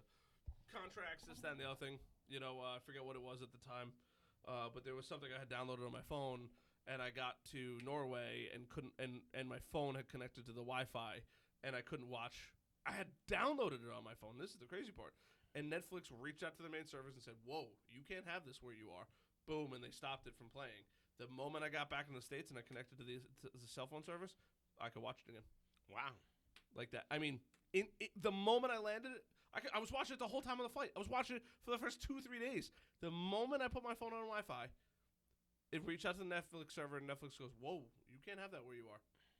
Stopped it. Interesting. Got back in the States, worked right away. Wow. It's that crazy. Because I'm thinking about cutting the cord. I'm thinking about going Verizon. What do you use for your internet service at home? I would say we have Optimum. I hate Optimum, like with a passion. Like everybody hates Optimum. I don't know anybody that likes Optimum. So Optimum Internet is the most unreliable thing in the world. Optimum Business is the shit. Yeah, but it's ridiculous. Ridiculous expensive. But Optimum for home is garbage. Right. I tell everybody, if you can get Verizon at your house and all you need is internet, Verizon all day. They don't throttle. It's a fiber optic thing. They do throttle you, but you know they're not going to give you a gig of speed for free. Right. And 99.99% of the world will never even touch 100 megs a second, Right. which is the speed of your internet. And I don't know if anybody's a nerd that listens to this whole thing. Right. You know, it's just crazy. You know, you're getting a Ferrari of speed for the price of a Civic at Verizon. And you don't need the TV or anything like that because then you got the Netflix, you got the Prime. Yeah, you get a smart TV. You just hook it up to that. You hook it up to that, and you're good to go. I have an old Roku from when Roku first came out for the other TV. Oh, they still make Rokus. Yes, they do. I was surprised. My TV came with it, and well, it came with it, or it's built into the TV. Built into the TV. Oh, you so got a Roku stick? Yeah, no, it's not even a stick; it's a box. Originally, it was a box like the size of that. I know what you're talking about. It was like that big, or this big. Oh my God, I know exactly what you're talking about. That's so funny. That's the old world, you know, and now everything's integrated, and now I can watch YouTube on there. You know, every once in a while, I'll throw on some YouTube, throw on some yoga, do some yoga in my room, and I got a 55, 60-inch TV. I just look up at the TV, and the whole thing guides me. Well, it's like Apple TV. It's the same thing. That box, the It's Roku, the Apple. I won an Apple TV years ago. I never hooked it up. It's sitting on my desk. Oh, still. my God. But the Roku, I had the little box when it first came out. That's 10, 12 years ago, something like Sure. that. And then I upgraded that box. And then the last TV I got was a smart TV. It didn't have Roku built in, but Roku's off to the side. That's the Netflix. That's the... Sure. Although the smart TVs now, you can get the Netflix and the Prime. They barely even sell TVs without smart without smart. I don't think they do anymore. It's crazy. Yeah, I know. I just bought one. It's it's the way of the world. I think it's funny when people tell me they have a home phone. Like, what do you mean you have a home phone? I can't tell you. The only time I call my home phone is if I'm locked out of the house. God forbid the garage isn't open and there's I can't find the spare key, and I gotta either be locked out of the house or Nobody's answering their phone, and I need somebody in the house to pick up because I need something in the house, or I need them to go look at something. And But your parents still have the house phone. they still have the house phone. Yeah. Yep. So I'll ring the house phone. You know, let's say my mom's passed out on the couch. Hey, mom, could you go look at XYZ thing? I need it for XYZ thing, whatever it might be. Okay, great. You know, and the house phone will wake her up. Right. Because it's loud enough. But other than that, Yeah, my business phone is my house phone. It rings at the house, so it's. oh my god, it's crazy. Yeah, but that's again, it's that. But I'm trying to figure out how to cut the cord. Oh, dude, you can have phone numbers. I have 3 phone numbers on this phone. Mm-hmm. You know, I have a software for one of my clients that I represent. I have that. I have a software that I have Google Voice, and then I have my regular phone number. And you could have, depending on how many apps you have. Right. Well, I have my Ring Central numbers. We use Ring Central for video meetings and stuff like that. It's great. You don't even, and they give you the phone numbers for free. Yeah. But I don't want to lose my Quam Motors Consulting number, which was my Ringler and Associates. But you number. can, I can port it to. You can port it over to the Ring Central. Yep. Wi-Fi. Just some paperwork. Yep. And that's what's going to end up happening is I'm going to cut the cable cord. I'm going to go to Verizon. Oh yeah. Get just the internet. Anybody calls me from one of the companies, just rings right here. Hey, so and so, and it'll tell me, hey, it's coming from XYZ location. It's not even like it rings the phone. It'll say, hey, it's coming from Google Voice, so I know it's my business. I know it's coming from XYZ, software. It's coming from another company, or it's direct to my cell phone. Okay, it's probably somebody I know pretty well. It's just crazy. It's the way, and on top of that, then you have Zoom, you have Teams, you have Ring Central. You have Ring Central is kind of a phone service, but you have all of these extra things that just take it to the next level. It's Zoom Ring Central runs through Zoom, so yes, yeah. So like if I was to do crazy. A video call with you, that's how I do it. Just boom, schedule, boom, it's up. As long as we got the internet, yep, we're having a video conference. As long as you remember to send the calendar invite, like I did. Right. Remember to do. Well, and you have an account, and it just goes boom. It's magic. It's for most people, it's a no-brainer, especially for businesses, right? With the exception of time zones, there's really no excuse now not to be able to have a meeting anywhere. Absolutely.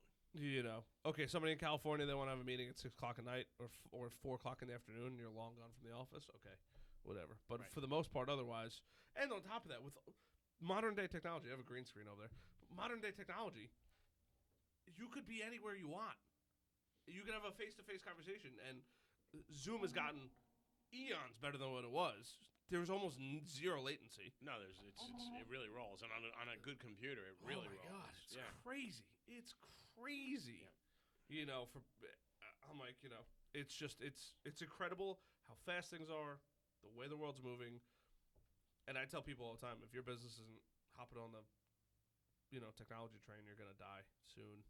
It's only a matter of time. Oh yeah, you got to keep up. Otherwise, it's over. I have a customer of mine who takes credit cards. Who takes cash or check. That's it. I'm like, how? You're going to die. She's like, what do you mean? I'm like, you need to take credit cards. Well, again, it's your generation. It's the generation above you that's driving all of this. It's funny because somebody once said, "Oh, well, can I pay it through Zelle?" I'm like, "Yeah, sure. Let me just set it up." Yep. Yeah. But you can't set it up at more than one bank. It only can be at one bank. It's the one thing I hate about that company. Like I'm bothered by that because now it's at this bank and I really wanted it at that bank, but and you can't move it either. No, that's the other shitty part. Yeah, not the best software. Venmo's still better, way better. Yeah, for that stuff, yeah. So I got to look into Venmo. Yeah, Venmo is the way of the world.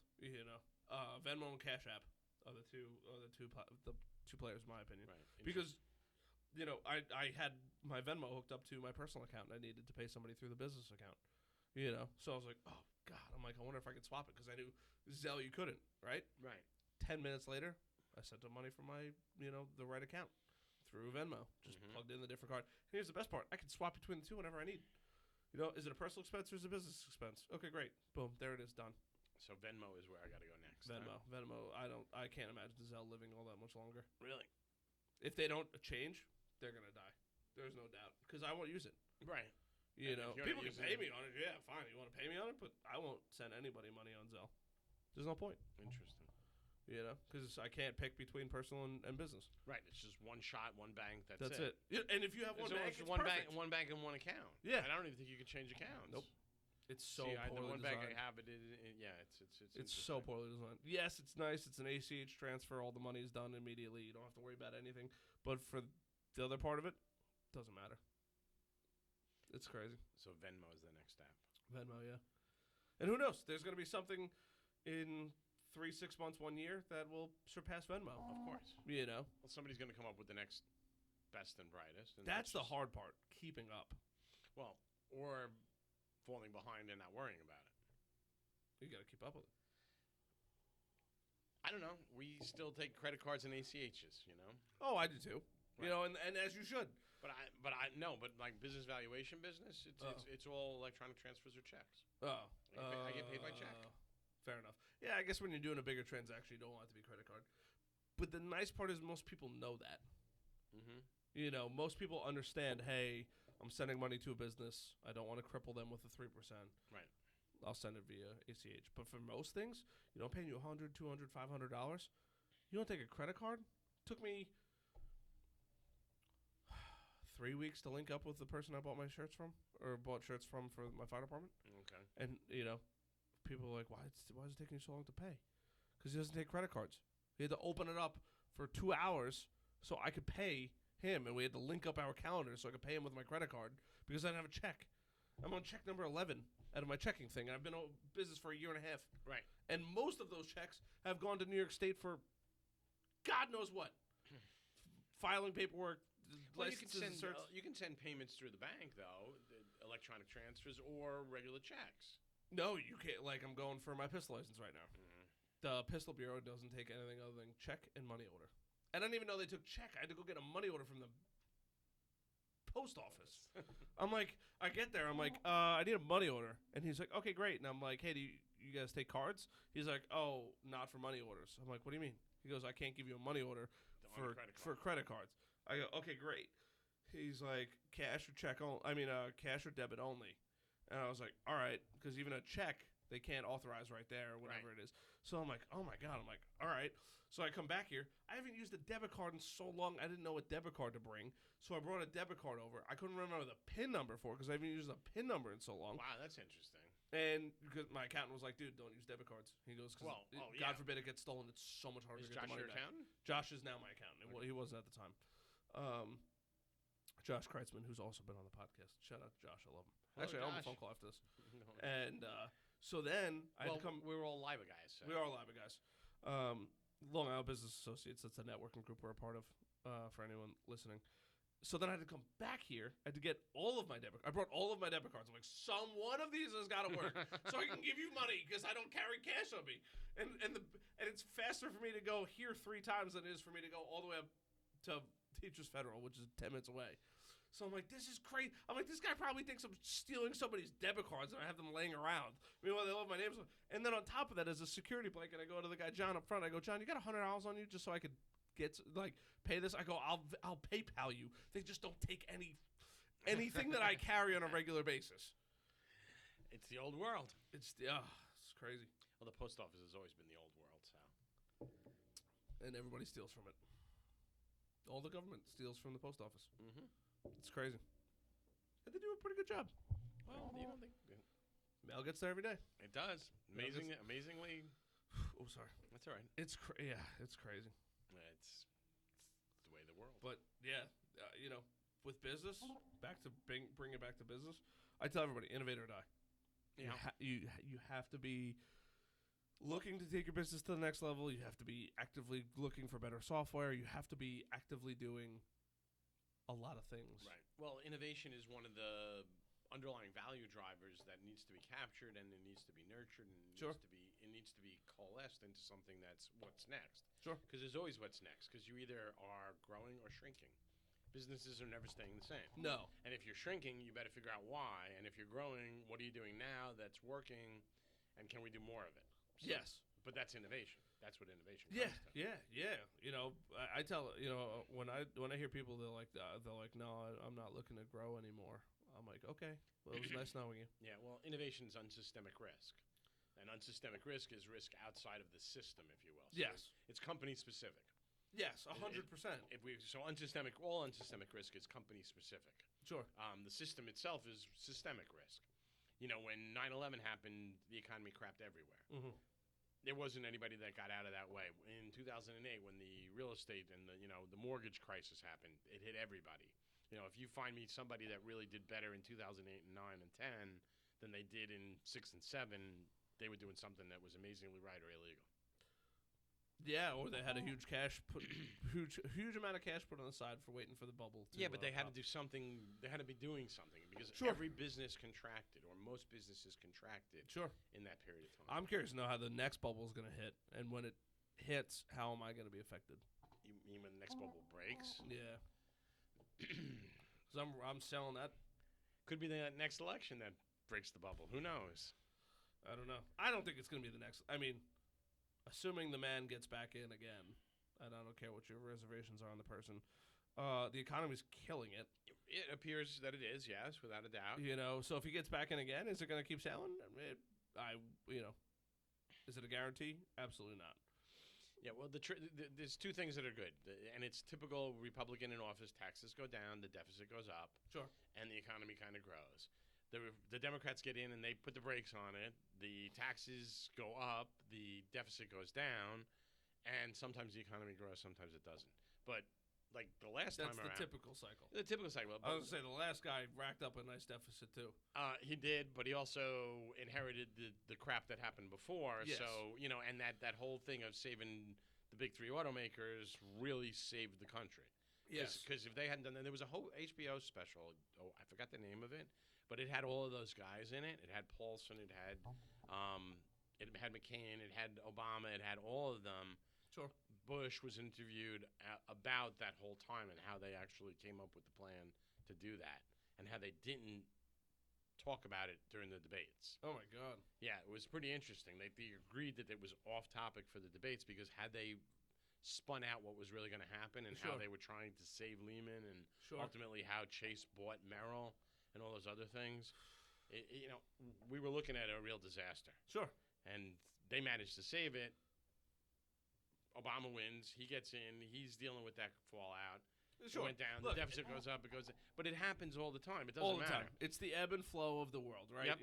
I don't care if you like Obama, you don't like Obama. There's a lot of things I agree with, and there's a lot of things I don't agree with. And same thing with the guy in power right now, right? Right.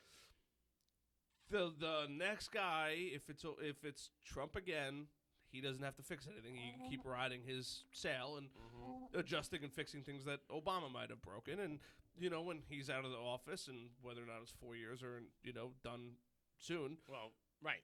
The next guy that comes in is going to have to go in and, somebody said one time, and I can't remember who it is, so I don't want to try to quote somebody, but it was like driving a cruise ship, right? Just because you cut the wheel super hard to avoid an obstacle doesn't mean you're actually going to avoid it. You're causing less damage to the boat if you don't turn it soon enough. Right.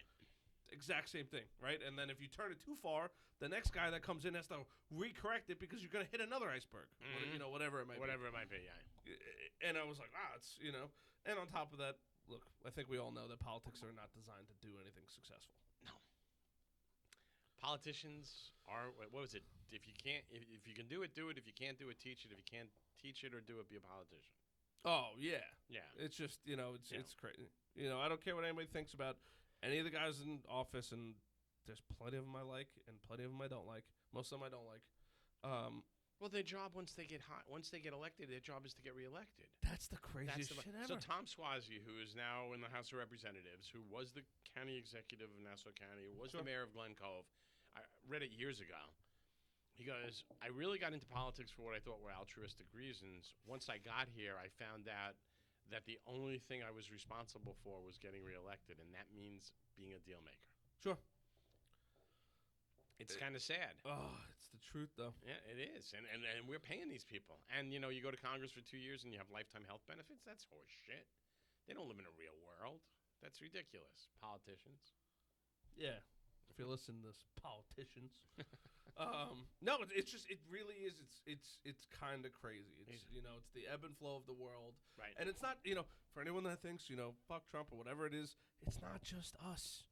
It's everybody else too, bro. Well, look at Britain. Look at Brexit. I mean, they're nuts. It's crazy over there. It's unless you're North Korea and you got a communist leadership, and it's gonna fall down on the next generation of people who have no idea what the fuck they're doing. But the politicians are the ones that, again, are they politicians or are they zealots, right? Sure. You know, is President Trump going to leave if he loses? Well, that's kind of scary, right? Who knows? Who knows? If he loses, who knows if he's going to lose? It's the East. It's the no, coast. we don't even know if he's going to get impeached. It's the coast, yeah, but he's going to get impeached. Doesn't matter. He doesn't get convicted because this conviction goes to the Senate. Yep. So it's again, it's just like Clinton. Clinton got impeached. Big deal. Obstruction of justice. The Democratic Senate said you're not guilty. It's going to be the same thing here. If it happens, if he gets impeached. Yeah, if it happens, Right. it's goes back to what I said. Okay, you have fun. You have fun with Rafe on politics on whatever day. Rafe, you have a good time. Okay. Oh God. But look, hey, economy's booming, riding that thing up, and oh yeah. Hopefully, I pull in a big enough parachute that I could, sail down on the the market's doing great. I mean, you can't argue with that stuff. But at the same token, when does it pop, and what causes it to pop? Right. That's I'm curious to know what's gonna cause it to pop more than anything, because I have not talked to anybody that knows what's gonna cause. Nobody. You know, my crystal ball broke, and my 8-ball says yes. Turn it again. Right. I met a lot of. I had a guy on here, Billy Alvaro. And he was like, "Oh, I saw the market." He goes, "I knew it was gonna pop." He goes, "We were giving out loans. Somebody knows out there, who it is to be determined." But he goes, "I saw the loans we were giving out, or the mortgages we were giving out, and stuff like that." He goes, "It was crazy," because he was in the mortgage business. Oh, that was ridiculous. I saw that years before that too. Yeah, he's like, "I knew it was coming." He's like, "I just tried to make as much money as I could before it happened." Right. Which is what everybody's trying to do. But. But people were making money unethically, and then they're bitching and moaning that they can't pay their bills anymore because they lived a $500,000 lifestyle when they should have been making $100,000. But they were being pigs. Pigs got slaughtered. Is what happened. Yeah. But that whole thing was it was a sham. I mean, I had clients as an accountant, as a CPA. I had people coming to me and saying, "I need all this information so that I can get a loan for a $400,000 mortgage," and I'm like, "You can't afford a $400,000 mortgage." Yes, I can. The guy who's selling me the mortgage told me I could. It's crazy. Hello? Well, and on the flip side of things, the power of the internet, right? Not everybody, a lot of people had access to the internet, but it wasn't like this. It's not like that now, no. Now you could call bullshit on anybody at any hour of the day, It's that, which is what I love, I love seeing pufferfish out there. Yep. Blowing themselves up, making them look bigger than they actually are. And then the moment shit hits the fan, they run away. They make very funny noises too. They do. They're hysterical. It's sad, but they are delicious. I've only seen them little. Oh my God, they're so good. They're big? They've gotten pretty big. You can get little fillets out of them, but they're very tasty, flavorful fish. Okay, where do you catch those? All over. Really? You'd be surprised. They're around here? You can catch them. I believe you used to be able to catch them more in the bay back in the day. The bay's been declining for a while now. The breach has helped bring in fresh life, but it's not perfect. So that bay is way better than it used to be. Yes. With the breach. With the breach, though. And the breach still hasn't closed, right? No. They said it was gonna. They said that they were going to close it. Oh, I thought that they said eventually it would close itself. Two sides to every story. But they shouldn't close it. They should just. I agree. There was a whole debate when it first happened after Sandy. Well, they did right, but they did the West Hampton lawn, yes. Which made sense. And now, of course, they built that whole thing up. Yep. I remember when there was nothing there on that road. Yep. Nothing. Yep. And now it's just house. It's crazy. And you could go. Can you have sugar, please? Thank you. Oh, I know. Yeah. Everybody wants to live out there. Yeah. Big money. But live on top of your neighbor, so to speak. So. They do that in Nassau County. I grew up there. It wasn't quite that close. Oh my God, my ex used to live in Levittown, and amazing girl, amazing family. Can't say anything bad about them. The only thing I didn't like was the houses are so close. I mean, you could literally look out the window and talk to your neighbor if you really wanted to. Of course. Oh my God. Yeah, they're like 16 feet difference there. Yeah. Where I was, it was 28. Yeah. Which is not that much, but it's still enough. I mean, thankfully where I live, and most of this town, I would say, is far enough that you can't just look out the window and say hi to your neighbor. Right. Thankfully. But again, it's what people are used to. It's what people grow up with. If you came from an apartment building in Brooklyn, that's huge, man. Oh my God, I drive past. I got a lawn. I know. I drive past. It's funny. Like we'll do a lot of stuff on like traveling, and we'll drive out of New York City to go somewhere else, and every time I drive past these buildings, I'm like, who would want to live here? It's not that you want to; it's where you end up, and you have to realize that people that like my father grew up in Brooklyn, Sure. right? If you don't know any better either. His father came from Germany, right? So they immigrated from Germany, grew up in Brooklyn, lived in Brooklyn. They owned a carding company. When they sold the carding company, my father said, "I'm moving to Long Island." You Sure. know, he met my mother. They got married. They lived in Hempstead in an apartment until they could afford a house. Yeah, it's just it's not crazy and it's not sad because a lot of times too. Look, you're a product of your environment, right? Oh, you are. I'm 20. I'm 27. I still live in Bayport. My office is in Bayport. My firehouse is in between my office and my house. I'm trying. If I could, in my dream world, I'd love to afford to live here. Is it realistic? No. Perhaps. I also find it comical when business owners are like, it's so hard to find good talent around here. I'm like, well, because all your good talent is leaving. Well, yeah, that goes without At saying. an outrageously fast pace, including myself. Assuming that this thing doesn't I don't want to say it's not going to explode because my business is booming, but if it doesn't produce enough cash flow for me to afford to live here, the cheapest houses in Bayport are $350,000 plus $9,000 to $12,000 in property taxes. Yeah. And if I'm lucky and I could somehow get, or I can get the discount from the fire department for a couple $1,000 off. Yeah, you got your taxes. You're right. still talking about $7,000 in taxes. Right. Just to live here. Right. So why own something? Oh my God. Well, but then the other part of that is a house an asset or a liability?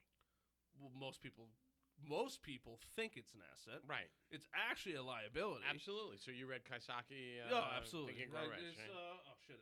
His book is at home. I just bought the cash flow quadrant. That's the one. Cash Flow Quadrant. He talks about it in Rich Dad Poor Dad too. That's Rich Dad Poor Dad is the first one. Cash Flow Quadrant's the second. Yeah. He's got 100 books. Yeah. And most people look at their house as an asset. I'm like, it's not generating No, money. he's the classic one. It is a liability. The bank owns it. Yep. You don't own it. My parents, oh, we made money on that house. How'd But my you make money? dad doesn't value his time. Neither one of my parents do, and I think that's a generational thing, right? Where they think that time is free, and they may very well have wanted to do yard work. And look, some people want to do yard work. I'm not knocking them, but okay, great. You bought a house for $150,000. You stayed in it for 15 years, and you sold it for $300,000 or whatever it is. Okay, so you made $10,000 extra a year. Well, how many hours did you spend that year working in your house? Right. Well, did it give you joy and pride or not? Because some people it does. Yeah, and there's you can't put a value on that. It's very funny because I had a house in East Islip. It was my ex's.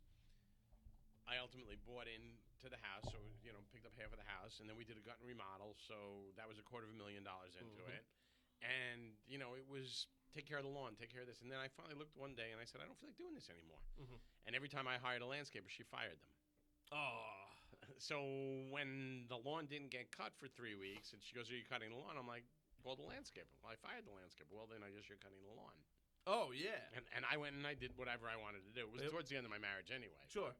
But, the reality was I don't want to do those things anymore. So it's interesting because I was of my parents, I grew up in an apartment, then we bought a house in North Massapequa, went to Plainedge High School. Sure. My girlfriend has never owned a house, nor did anyone in her family except her brother who lives in Jersey now. Sure. Because they grew up in the Bronx. Parents came over from Ireland. They lived in apartment buildings. She lives in a house, but she rents a bungalow. She rents a house bungalow. Sure. Now, I rent now. I don't know if I ever want to buy a house again. I don't have to worry about it. It's not my problem. My rent is... If I buy a house, I'm house hacking. And it's funny, right? You're house hacking? Oh, yeah. What is that? Like you rent out portions of your house, or if, okay. I'm renting out a bedroom to a friend. I'm renting out the basement to renters or whatever it is. So that's just the modern day term of house hacking. But converting it from a liability to an asset. If not, it's at least halfway in between, where it's a small liability, not a large liability. Right. Well, if you got somebody else paying half your mortgage, you're doing okay. Yeah. It's way cheaper living. And that's the goal. And it's funny, right? Because like I'm as I'm getting older, I'm starting to see the divide in generations. Like my girlfriend's parents think that it's obnoxious that I want a house hack. Like, why would you want a house hack? Why don't you just own the whole house? I'm like, well, I don't want to pay the whole mortgage. I'd rather pay a portion of it. Well, it depends upon what you're getting and what you've got. Yeah. Right, and like you said, 350,000 is a small place. That's You might not even be able to house hack it. right. You're That's not the going other to catch. right. That's the other thing at 350. It's crazy how much houses cost around here. Yep. Because I looked, and yes, ugly divorce, all those things that came along with Sure. it. But I'm very comfortable renting where I'm renting. Yeah. Why change? I agree. I agree 100%.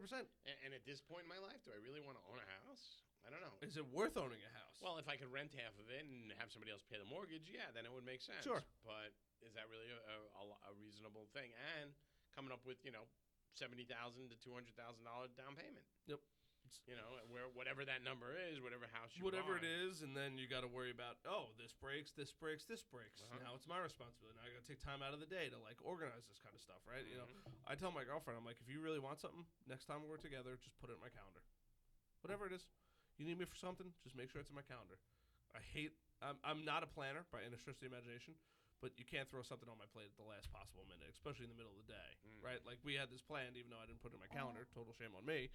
But on the flip side of things, I'm already here. It's I live 3 minutes away. I just texted first. Oh, I'm glad you did. I mean, look, if you showed up, it wouldn't have been a big deal.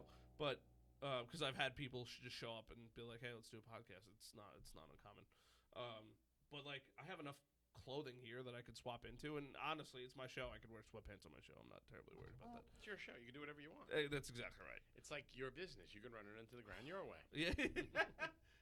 I would like to do a nosedive at full throttle right now. When I was in the restaurant business, I once said that to one of the owners. It wasn't endearing. Oh, it didn't work out so I well. can't imagine it being all that good. I was like, "Are you kidding me? Are you trying to run this place into the ground?" And he was like, "No." I go, "Well, you're going to run it into the ground if you do these silly things, so you can run it into the ground your way." Because I've never been in the business before. I had 15 years experience Sure. at the time. And he was somebody that wanted to own a restaurant, so he bought a restaurant. God almighty. You know that guy. It's like the Maven, right? There's 10 people that can screw up a deal, right? So let's say you want to buy a business. Sure. You want to do a deal or something. 10 people can screw that up. Sure. The buyer, the seller. Yep. The buyer's lawyer, the seller's lawyer. Sure. The buyer's accountant, the seller's accountant. The significant other, right? You Sure. got the spouse, the girlfriend, whatever. And then you got the guy who can get it cheaper, faster, better. And why did you do that? The Maven. Sure. That person. Any one of those 10 people could screw up a deal anytime. Oh. I've seen it happen multiple times. Oh, I'm sure. We're I'm almost sure. across the finish line. Boom! Somebody hits the button. Oh my god. It's not the easy button Yep. either. It's the blow up button. Oh, You can put the boom thing on your podcast. Yeah, it's so bad, and the other thing that drives me nuts is when people try to get into things that they've no experience in and are not willing to learn. Why would you do that? I see it all the time. Hire somebody that knows. They don't want to. Interesting. It's whatever it might be. Whatever their reasons are, they would rather try to do it themselves than hire somebody that knows what they're doing. I'm so done with that. But that is also an age thing, I think, because you want to try things, you want to be able to give it a shot. You think you can do it, whatever. I would say it's the older generation, but I've seen it pretty 50-50. Really. Yeah. But you can In learn my experience. But you can learn how to do anything on YouTube.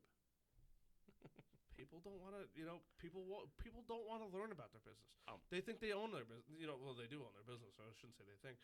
People own their business. They think that they are done learning. Oh. I bought this business. Okay, great. Now what? Yeah, you mean you're not going to take time to learn it? Oh, I love my brother to death, and I'm going to use him as an example, right? He wants to be in real estate. I'm like, Carter, you got to go hit the pavement. You got to go sell houses if you're going to be an investor. He's like, what do you mean? I know plenty of investors. I go, great. Those people have experience running businesses that bring cash flow and all of the other things that are similar to renting, to investing and getting rent money. You have zero experience in anything. But he's one of those people that thinks he can do it because he thinks he can do it. Sure. He never did it before. Yep. And then when he fails, he's going to blame everybody else. More than likely, it's going to happen. I love him to death, and I try to give him the best advice possible, and I consistently steer him in the right direction. But it's your brother, and I get that. It's funny because my mechanic, who, by the way, the butcher, the baker, the candlestick maker, the richest guy in town is always the auto mechanic. Sure. Always. It's amazing how wealthy they are. And he's a very smart guy, but he was 21 years old. 21 years old, his older brother was in real estate. And his older brother said to him, buy a house and rent it. Mm-hmm. Keep living at mom's.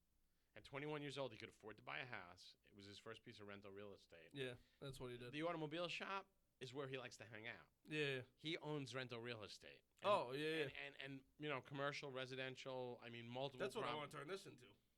Oh, I hang out at my media company. Yeah. Real estate's my real business. Right. But you got to have money and you got to have the right people. And that's what all this has got to build first. Yeah, well, that's just it. And then one or 2 months of vacancy and you could be in problems because lots of people are in cash flow problems with that. So it's crazy. Yeah, you don't save for that rainy day, and all of a sudden you can't pay the rent. Businesses get it too. Look, I just got burned for $5,000 and change. Really? Fell off the face of the radar. Hasn't paid their bills. I pulled everything. And they're not going to pay their bills. Nope, probably not. $5,000 I got to eat. So, one of the things I do in my business valuation business is it's a half up front, and it's a half before I release the draft, unless I've done business with you before. I believe it. Because I got burned for $50,000 once. Oh. Yeah. God damn. Yep. Now, if you don't pay your bills in 30 days, done. Well, you see, that's the other side of it. Maybe 60 if you're lucky, if I like it. Advance. Unless it's a recurring revenue kind of thing. And if it's a recurring revenue thing and you don't pay, we're off. The spigot is off. But for me, I did work on a public company. I did it as a subcontractor for another big accounting firm. And they were forcing me. They didn't force me. I was young and naive and made the mistake of letting go of the work product. Sure. The financial statements got filed that day. The next day, the bondholders took over the company. I was an unsecured creditor. Bye-bye. Oh, my God. Yeah. It was the start of the end of my accounting firm. It created cash flow issues like you have no idea. Oh, I can't even imagine. Yeah, so. Can't even imagine. So, that was, ultimately I merged the accounting firm. I kept some of it together. Sure. I merged it and I sold it a year later, but. That's crazy. It was, yeah. God damn. And that, and then one other time where, again, someone who I thought was a gentleman, well, yeah, all right, you know what, I'll give you the work product. It's a draft. Or actually, I gave him the final. I got to call up the guy's wife on Christmas Eve to say, your husband hasn't paid the bill, and here's what's going to happen if he doesn't pay the bill. Jesus Christ. The ad's ready to go on the front of the local paper that so-and-so doesn't pay their bills, and I wouldn't be lying. Oh, yeah. And that's what I threatened them with. Oh, my God. FedEx check came day after Christmas. Oh, I believe it. And it was only $5,000. It wasn't a lot of money. I'm curious to know what I'm going to do with this account. Well, we'll talk about it off air. Yeah, we can. But, you want to be paid. You want to be nice. You want to have business. But for me, it's just I don't want to have to argue with you. I don't want to have to fight with you. And it's really funny because I had a substantial check from a big project for somebody passed away and sent the invoice, and 2 weeks went by, and I was like, that's not like you. So I called the guy, and he's like, sent it out.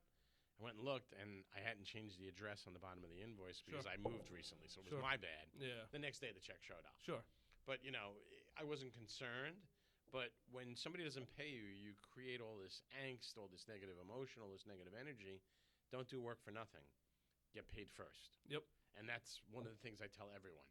So one of the companies I'm working with now, going through the EOS process with, they are selling blocks of time, 20-hour block, 10-hour block, whatever it is.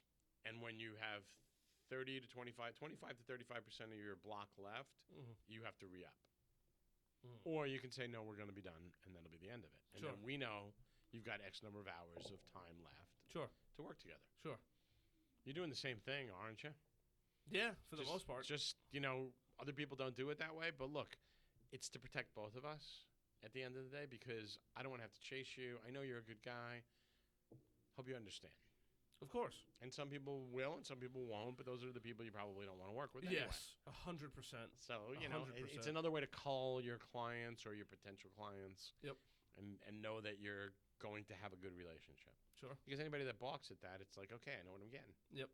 Yeah. And then do you want to work with look, that and you could always tell the seasoned business owner versus the unseasoned business owner. And I'm trying to lean more into the seasoned business owner work because I've been in sales and things like that. I'm starting to see a lot of things in a very different light than I would have if I started. Well, you have happy feet. You got what they call it at Sandler, smoking hopium. Oh yeah, I don't even think I have hopium. Because of Sandler. Sandler knocked me off the throne of hopium, right? I hope I'm gonna get the steal. How long did you do Sandler for? A year. Very cool. Yeah, got very good at it, and I was gonna go get my certifications, but I ended up leaving my old company. And starting a business, I don't have that much money to throw around. Right. Oh, were you getting it through Yeah, my old company. your last company? Okay. Yeah. Wow. So yeah, they paid for everything. Nice. That was part of the agreement, right? If I'm gonna do sales for you, you gotta give me sales training. So you did the Tuesdays and then you did the Thursdays. Yep. Did you ever do the Fridays or no? I think very few. I don't think I did a lot of them. But they're like, hey, you're really good at sales. We know you know how to talk to people. Do you want to do sales? I go, I'd be more than happy to do sales. I go, but you have to give me training. I'm not gonna go through this, and it's with everything I do. Mhm. I go, I don't do anything half-ass. I do everything whole-ass, in my opinion. I try to do everything whole-ass. Is But it like snafu? yeah. But the other thing too is like you can't expect me to do. I couldn't be a fireman if I didn't go training, right? Right. Well, you had to go to training for firemen, or they wouldn't. Yeah, you How many could people- die. right. You know, You could do- yeah, same hello. thing. Hey, Right. If But how many people know to go counterclockwise? Not too many. so sad. Just it's not hard. Just look, right? You're gonna keep track of deals. Why wouldn't you put that in a digital format? Mhm. With Evernote or God, I would even say Excel at this point. You mean you're not gonna put your deals in Excel at least to try to remember them? Right. Oh my God, it's there's too much technology available today for you to not take the most basic steps. Yes. There's so much technology. between YouTube and blogs and other friends and other things like that, you cannot tell me in today's day and age that you can't figure it. Not only can you not figure something out, but people are like, oh, I didn't put it in my calendar, this, that, and the other thing. I'm like, well, do you have an issue with your calendar? Well, look at you today. Oh, I know. I didn't send the invite. Throw you the That's a me problem. So, do you remember? But you do remember talking about it. Yeah, it, absolutely. I just wouldn't remember what date it is. No, I had assumed that I had put it in my calendar already, and whatever happened. But for the most part, I tell everybody, I go, if you don't have it, if we don't have a calendar invite together, which is probably where we fell off. If we don't have a calendar invite together, don't expect me to be there. I will never be there. That's kind of interesting because I had it on mine, but I didn't have it on mine. That's weird. But whatever, no big. Look, mistakes happen. But for the most part, for people that are consecutively having issues with timing and scheduling and things like that, Calendly is the easiest thing in the world to set up. Oh yeah. If you're more advanced, go to HubSpot meetings. If you're even more advanced than that, there's other things that are out there that'll automatically, even for Zoom calls, right? I have 5 or 6 meeting links in HubSpot. If I need to have a meeting with you, but I don't need to be there in person, great, here's my link. Just grab time on my calendar, bro. I'm sitting in front of my computer all day anyway. And you could schedule it out. So only on Tuesdays and Thursdays you're taking calls. Okay, great. It's crazy to think that people still want to do things on pen and paper. Oh yeah. A lot of stuff makes no sense on pen and paper. None. Although I will tell you that I met someone who is running $1 million+ business out of index cards and a paper calendar. And they could probably be doing 10x what they're doing if they put it in digital. Not necessarily, because he would have to clone himself and he can't get out of his own way. But he's making he's pulling big money. 600 out of that $1 million. Oh my God. Paper index cards and a paper calendar. That's crazy, isn't it? And he's got 5 employees and they're all doing what they need to do. God, it's amazing. We just crushed an hour and 45. Really? Hour 47 to be exact. We were rolling at 1:30. I wasn't gonna stop it. Oh wow. Yeah. That's a long time. We've really been at it that long? Flies, bro. Are we done? We have to end it. We have to end it. Yeah. Oh, this is horrible. Yeah. That was a. You got to come back on. That's just That's just the nature of the beast. You just got to come back on. Come back on. We'll wait a few more months. Yeah. I don't know what I'm gonna bring. We'll find something. I'll bring something. I got something. I didn't have any other gifts, and I brought water bottles. That's okay. Shout out to the pucks, the dancing bears. The pucks are in the wine rack there. Cool. The dancing bears are on the wall. The dancing bears are right over there. There they are. Keep going. Cool. So it's constantly being updated. I'm actually probably gonna not build the space, but reorganize it so it'll be a little more convenient. This works fine. Nobody sees what's over there. No, I know. They don't see good. that. But for me, I'm going to probably move the desk so it's facing that wall. It'll probably free up the room quite a bit more. It might. Amongst some other things. So the place is a disaster right now. I like your whiteboard, though. Thank you. It's upside down. you know what? You get two sides of it because you can only squat down and write correctly. So long. You got a point there. So You can always raise it up. No, you can only go so high. No, I can only go so high. And I 'Cause then bought you- an then you'd be easel, and standing on the your easel tippy sucks. that easel or the other? Easel? No, the easel I bought. Wow. That easel broke, but it's doing okay right now. It's hanging on. It's hanging on. I see the imbalance. There. Yes. Yeah. I have a whiteboard that I'm waiting to get that'll be about the size of this wall for when we build out the space a little more. Okay. So, but tell people how they can find you, all that good stuff. Sure. Todd R at Tab NY. Sure. My cell 516-317-2856. Todd Ringler at Gmail. That's it. I actually have that, but it's not with the B. It's All just Todd Ringler. Todd Ringler. Yeah, I like it. but not Todd Ringler 2 or 3 or 4, and I get all their emails and I forward Sure. it to them because I'm a nice guy. Because inevitably somebody doesn't put the number down. Sure. So 2 is the guy in Boston, 3 is the guy in Colorado. I gotcha. It's pretty funny. Yeah, whatever. It's all good. Harrison, thank you so much. A lot Dude, of thanks fun for coming today. out. Thanks All for coming, man. I appreciate it. I'm looking forward to the next one already. I am as well. Let me see if I can end this thing from my phone. I'm curious to see if this is gonna work. Is it still connected? Hit the button. Look at the No, camera. I can hit that button, but I'm No, curious that to means see. you got to get up. You want to try and kill it from No, the you phone. ready? Look at this. We're done. That's it. We're done. 3, 2, 1.